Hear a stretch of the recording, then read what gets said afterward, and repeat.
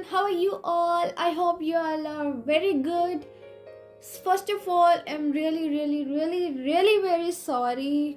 इतनी late video आ रही है वो इसीलिए बिकॉज मेरे एग्जाम्स चल रहे थे, कुछ प्रॉब्लम्स चल रही थी, दैट्स वाई वीडियो आ रही है लेट. ओके, सो आज हम नया टॉपिक करेंगे स्टार्ट. वो है पैकिंग इन क्रिस्टल्स. फर्स्ट जो हमारा है हेक्सागोनल क्लोज्ड पैकिंग है, HCP बोल सकते हैं आप इसे. जैसे कि बोर्ड पे लिखा हुआ है, इस पैकिंग में, in this packing particles of third layer के जो पार्टिकल्स होते हैं हैज सिमिलर अरेंजमेंट होती है किससे? फर्स्ट लेयर से. ठीक है, फर्स्ट लेयर के पार्टिकल्स से थर्ड लेयर की पार्टिकल्स की सिमिलर अरेंजमेंट होती है. ओके, इसके बाद it has AB type arrangement. Okay, नीचे एग्जांपल दिया हुआ है आपको, देखो. It's a first layer, it's a second layer and it's a third layer. और इस फर्स्ट और थर्ड लेयर की पैकिंग आप देख रहे होंगे बिल्कुल सेम है, मींस AB अरेंजमेंट होगी. इसके नीचे भी ऐसी अरेंजमेंट होगी, तो इसे बोलेंगे AB अरेंजमेंट. नेक्स्ट है क्यूबिक क्लोज पैकिंग, CCP. इसमें क्या दिखा रखा है कि इस पैकिंग पार्टिकल्स क्या होते हैं, फोर्थ लेयर होती है सिमिलर फर्स्ट लेयर के, तो ABC टाइप अरेंजमेंट होती है. इसके मैं आपको एग्जाम्पल की पिक्चर दिखा दूंगी अच्छे से, आपको फिर अच्छे से समझ में आ जाएगा. ये सिर्फ डेफिनेशन. ओके, ये पिक्चर जो है ये आपकी close packing, cubic close packing की है. ठीक है, आगे बढ़ते हैं. नाउ कोऑर्डिनेशन नंबर क्या होता है? कोऑर्डिनेशन नंबर क्या होता है? The total number of nearest neighbors of a particle in crystal lattice is called coordination number of central atom. क्या बोला? जो total number of nearest neighbours होते हैं पार्टिकल्स के क्रिस्टल लैटिस में, उनको क्या बोलते हैं? Coordination number of central atom. ठीक है, लाइक ये एक एग्जांपल दिया हुआ है. ठीक है, ये पार्टिकल्स हैं 3-4. ठीक है, नियरेस्ट नेबर हैं सेंट्रल एटम के. ठीक है, तो इनका कोऑर्डिनेशन नंबर क्या होगा? इनका कोऑर्डिनेशन नंबर होगा 4. ठीक है, ओके, क्योंकि सेंट्रल एटम के 4 नेबर्स हैं. ठीक है, कांटेक्ट में 4 है ना. अब देखो कुछ कोऑर्डिनेशन नंबर्स दिए हुए हैं. NaCl का होता है 6:6, CSCl का होता है 8:8, ZnS का होता है 4:4. ठीक है, ये खत्म होता है यहाँ पे. ठीक है, अब नेक्स्ट टॉपिक स्टार्ट करेंगे हम वॉइड्स. वॉइड्स क्या होते हैं? The empty space left between the particles in crystal lattice. Crystal lattice में जो एम्प्टी स्पेस रह जाता है पार्टिकल्स के बीच में, उनको क्या बोलते हैं? वॉइड्स बोलते हैं. या फिर इसको आप क्या बोल सकते हैं? इंटरस्टिशियल साइड्स बोल सकते हैं. ठीक है, 2 टाइप्स के होते हैं, टेट्राहेड्रल और ऑक्टाहेड्रल. ठीक है, अब थोड़ा इनके बारे में पढ़ लेंगे, फिर इनका डिफरेंस देख लेंगे.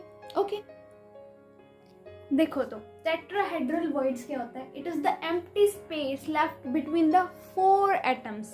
4 एटम्स के बीच में जो एम्प्टी स्पेस बच जाता है, वो एटम्स जो टेट्राहेड्रली अरेंज्ड होते हैं. नीचे एग्जांपल भी दिया हुआ है, देखो.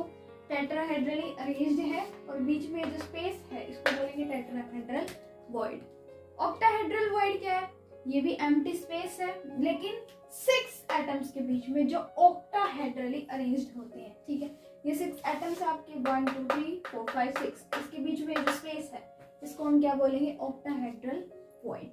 ठीक है, ये आपको अलग से एग्जांपल दिए हुए हैं. उधर ऊपर 4 एटम्स का और नीचे 6 एटम्स का. Okay, now guys, packing efficiency क्या होता है? It is the percentage of total space occupied by the particles. ठीक है, टोटल परसेंटेज होती है जो स्पेस ऑक्यूपाई करते हैं पार्टिकल्स उसकी. ठीक है, देखो फॉर्मूला भी लिखा है, volume occupied by the particles by में total volume of unit cell into में 100. ठीक है, ये फॉर्मूला हो जाएगा. नीचे एक इंपॉर्टेंट नोट लिखा हुआ है, hence there are 2 tetrahedral void per sphere. में 2 tetrahedral voids होते हैं. That is number of tetrahedral voids is double. Number of tetrahedral voids double हो जाएंगे जब नंबर ऑफ स्फीयर क्या हो जाएंगे, पैकिंग में होंगे। ठीक है, आ गई बात समझ में? हाँ जी, तो ये जब न्यूमेरिकल्स आप करेंगे तो ये पैकिंग एफिशिएंसी का फॉर्मूला आपको याद होना चाहिए, इम्पोर्टेंट रहेगा। ओके, बहुत इजी है। नेक्स्ट करते हैं packing efficiency in simple unit cell. Okay, अब देखो packing efficiency simple unit cell में क्या होगी। कंसीडर करते हैं हम edge length a, radius r। ठीक है, तो यहाँ देखो, यहाँ एक यूनिट सेल है। ठीक है, और साथ में दो स्फीयर हैं जिसकी रेडियस r है, दोनों की r रेडियस है और एक दूसरे को टच कर रहे हैं। ठीक है, एज लेंथ क्या है इनकी, a एज लेंथ होगी। तो अब एज लेंथ इनकी a हो गई और ये स्फीयर एक दूसरे को टच कर रहे हैं, तो a क्या होगी, 2r। ठीक है, अब देखो वॉल्यूम निकालनी है। वॉल्यूम का फॉर्मूला a क्यूब होता है, यानी कि एज लेंथ का क्यूब। तो 2r का क्यूब हो जाएगा, क्या आएगा, 8r क्यूब। ठीक है, रेडियस का वैसे ये फॉर्मूला होता है, मैं आपको अलग से बता देती हूँ। एज लेंथ बाय में 2। Number of atom per unit cell में कितने होते हैं, 1/8 इंटू में 8 कितने हो जाएंगे, 1। वॉल्यूम ऑक्यूपाइड बाय 1 एटम क्या है, 4/3 पाई आर क्यूब, ये इसका फॉर्मूला। पैकिंग एफिशिएंसी का फॉर्मूला आपको बताया गया था, volume occupied by particle by में total volume of unit cell into में 100, लगा दिया फॉर्मूला। ठीक है, वॉल्यूम का ये और टोटल का ये लगा दिया फॉर्मूला, इंटू में 100, आंसर आ जाएगा आपका ये।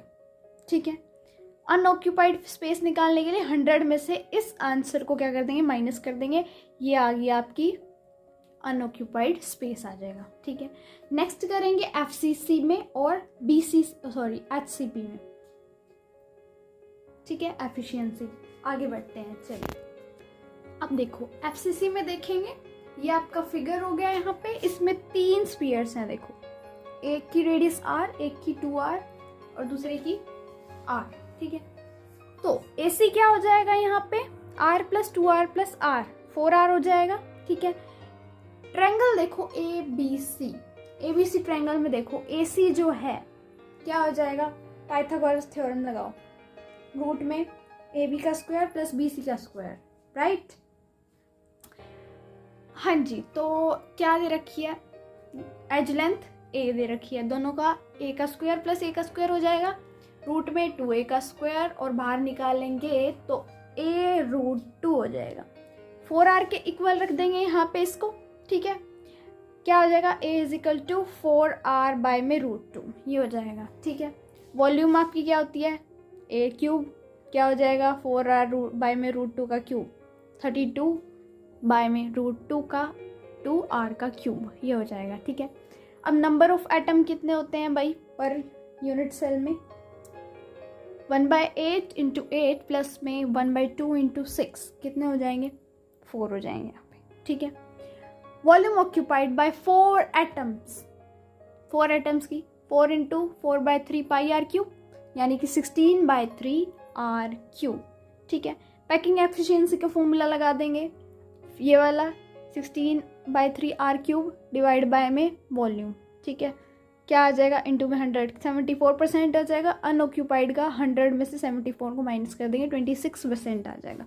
ठीक है, और ऊपर देखो यहाँ पे ये रेडियस का फॉर्मूला है एफसीसी में। ठीक है, आगे बढ़ते हैं बीसीसी की तरफ। अब देखिए बीसीसी में ये आपका फिगर हो जाएगा, यहाँ पे भी 3 स्फीयर्स हैं जिसकी रेडियस दे रखी है। ठीक है, AD क्या हो जाएगा, r + 2r + r, 4r हो जाएगा। ट्रायंगल देखो AD बाई पाइथागोरस थ्योरम लगा देंगे।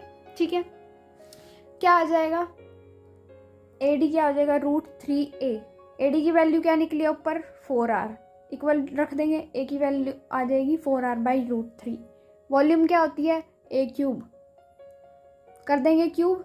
ठीक है, आपका क्यूब करके उसके बाद आगे देखते हैं, क्यूब करके आंसर आएगा आपका नंबर ऑफ एटम देखेंगे कितने होंगे 2, वॉल्यूम देखेंगे क्या आएगी, ठीक है 8/3 पाई आर क्यूब। पैकिंग एफिशिएंसी का फॉर्मूला लगा देंगे 68% आ जाएगा, 100 में 68 माइनस कर देंगे 32% क्या आ जाएगा अनऑक्यूपाइड स्पेस। यहाँ देखो रेडियस, ये है रेडियस का फॉर्मूला बीसीसी में, ठीक है बिल्कुल सेम है पहले वाले 2 की तरह, ठीक है बस थोड़े से आंसर्स अलग आ रहे हैं, ठीक है और थोड़ा सा फिगर अलग हो रहा है। ओके बिल्कुल ईजी है। ओके आगे चलेंगे, हम कैलकुलेशन करेंगे डेंसिटी क्यूब क्रिस्टल की, ठीक है। डेंसिटी कैलकुलेट करने के लिए क्यूबिक क्रिस्टल के लिए क्या लेंगे, क्यूब लेंगे जिसकी एज लेंथ ले लेंगे ए, वॉल्यूम क्या होता है A cube, number of atom Z मान लेते हैं, ठीक है। मास एक एटम का फॉर्मूला होगा मोलर मास बाय में एवोगैड्रो नंबर, ठीक है एम बाय में एन है।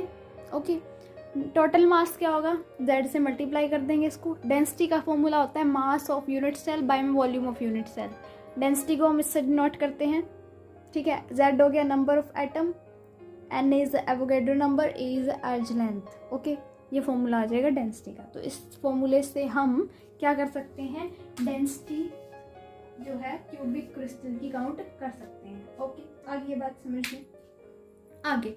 आगे क्या करेंगे हम, आगे हम नेक्स्ट वीडियो में करेंगे आपके डिफेक्ट्स के बारे में, ठीक है। डिफेक्ट्स कौन कौन से होते हैं उनको थोड़ा थोड़ा डिटेल में पढ़ लेंगे, ठीक है। Okay, so thank you so much for watching my video guys. Keep watching, keep loving, keep supporting. Bye bye guys.